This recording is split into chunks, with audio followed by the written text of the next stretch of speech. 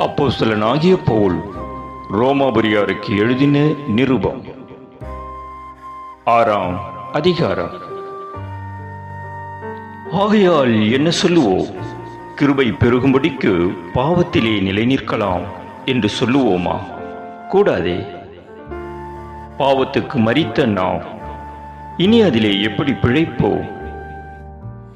கிறிஸ்து இயேசுவுக்குள்ளாக ஞானஸ்நானம் பெற்ற நாம் அனைவரும் அவருடைய மரணத்துக்குள்ளாக ஞானஸ்நானம் பெற்றதை அறியாமல் இருக்கிறீர்களா? மேலும் பிதாவின் மகிமையினாலே கிறிஸ்து மரித்தோரிலிருந்து எழுப்பப்பட்டது போல நாமும் புதிதான ஜீவன் உள்ளவர்களாய் நடந்து கொள்ளும்படிக்கு அவருடைய மரணத்திற்குள்ளாக்கும் ஞானஸ்நானத்தினாலே கிறிஸ்துவுடனே கூட அடக்கம் பண்ணப்பட்டோம். ஆதலால் அவருடைய மரணத்தின் சாயலில் நாம் இணைக்கப்பட்டவர்களானால் அவர் உயிர்த்தெழுதலின் சாயலிலும் இணைக்கப்பட்டிருப்போம். நாம் இனி பாவத்துக்கு ஊழியம் செய்யாதபடிக்கு பாவ சரீரம் ஒழிந்து போகும் பொருட்டாக நம்முடைய பழைய மனுஷன் அவரோடு கூட சிலுவையில் அறையப்பட்டதென்று அறிந்திருக்கிறோம். மரித்தவன் பாவத்துக்கு நீங்கி விடுதலையாக்கப்பட்டிருக்கிறானே. ஆகையால் கிறிஸ்துவுடனே கூட நாம் மரித்தோமானால் அவருடனே கூட பிழைத்தும் இருப்போம் என்று நம்புகிறோம். மரித்தோரில் இருந்து எழுந்த கிறிஸ்து இனி மரிப்பதில்லை என்று அறிந்திருக்கிறோம். மரணம் இனி அவரை ஆண்டு கொள்ளுவதில்லை. அவர் மரித்தது பாவத்திற்கென்று ஒரே தரம் மரித்தார். அவர் பிழைத்திருக்கிறது, தேவனுக்கென்று பிழைத்திருக்கிறார். அப்படியே நீங்களும் உங்களை பாவத்திற்கு மரித்தவர்களாகவும் நம்முடைய கர்த்தராகிய இயேசு கிறிஸ்துவுக்குள் தேவனுக்கென்று பிழைத்திருக்கிறவர்களாகவும் எண்ணிக்கொள்ளுங்கள். ஆகையால் நீங்கள் சரீர இச்சைகளின்படி பாவத்திற்கு கீழ்ப்படியத்தக்கதாக சாவுக்கேதுவான உங்கள் சரீரத்தில் பாவம் ஆளாதிருப்பதாக.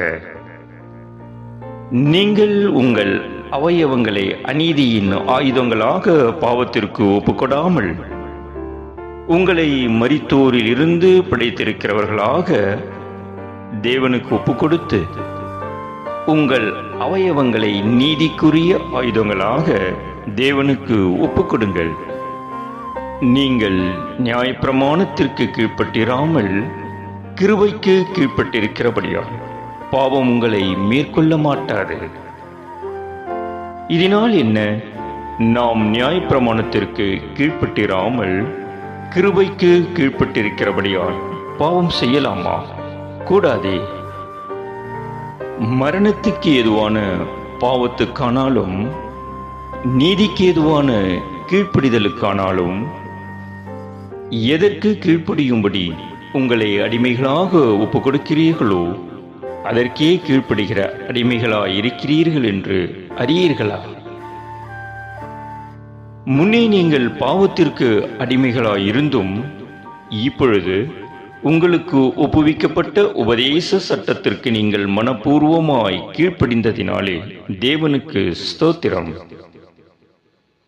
பாவத்தினின்று நீங்கள் விடுதலையாக்கப்பட்டு நீதிக்கு அடிமைகளானீர்கள். உங்கள் மாம்ச பலவீனத்தின் நிமித்தம் மனுஷர் பேசுகிற பிரகாரமாய் பேசுகிறேன். அக்கிரமத்தை நடப்பிக்கும்படி முன்னே நீங்கள் உங்கள் அவயவங்களை அசுத்தத்திற்கும் அக்கிரமத்திற்கும் அடிமைகளாக ஒப்புக் கொடுத்தது போல இப்பொழுது பரிசுத்தமானதை நடப்பிக்கும்படி உங்கள் அவயவங்களை நீதிக்கு அடிமையாக ஒப்புக்கொடுங்கள். பாவத்திற்கு நீங்கள் அடிமைகளாய் இருந்த காலத்தில் நீதிக்கு நீங்கினவர்களாய் இருந்தீர்கள். இப்பொழுது உங்களுக்கு வெட்கமாக தோன்றுகிற காரியங்களினாலே அக்காலத்தில் உங்களுக்கு என்ன பலன் கிடைத்தது? அவைகளின் முடிவு மரணமே. இப்பொழுது நீங்கள் பாவத்தினின்று விடுதலையாக்கப்பட்டு தேவனுக்கு அடிமைகளானதினால் பரிசுத்தமாகுதல் உங்களுக்கு கிடைக்கும் பலன். முடிவோ நித்திய ஜீவன். பாவத்தின் சம்பளம் மரணம், தேவனுடைய கிருபை வரமோ நம்முடைய கர்த்தராகிய இயேசு கிறிஸ்துவினால் உண்டான நித்திய ஜீவன்.